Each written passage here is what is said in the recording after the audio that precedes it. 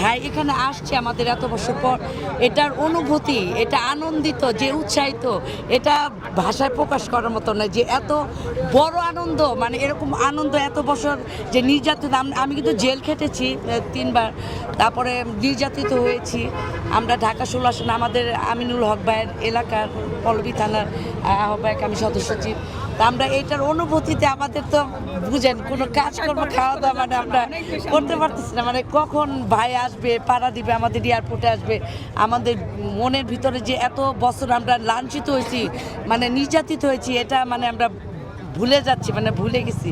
আর আমাদের দেশনেত্রী বেগম খালেদা জিয়া অসুস্থ, আমরা দোয়া করি আল্লাহর কাছে, যে আমরা সবসময় দোয়া করি মনে প্রাণে যে আমাদের বেগম খালেদা জিয়া সুস্থ হবে ইনশাল্লাহ। তারেক রহমান ভাই আসলে আমাদের সব অগজড়তা সব শেষ নিরাসন হয়ে যাবে ইনশাল্লাহ। আমাদের বেগম খালেদা জিয়াও সুস্থ হবে ইনশাল্লাহ। আমাদের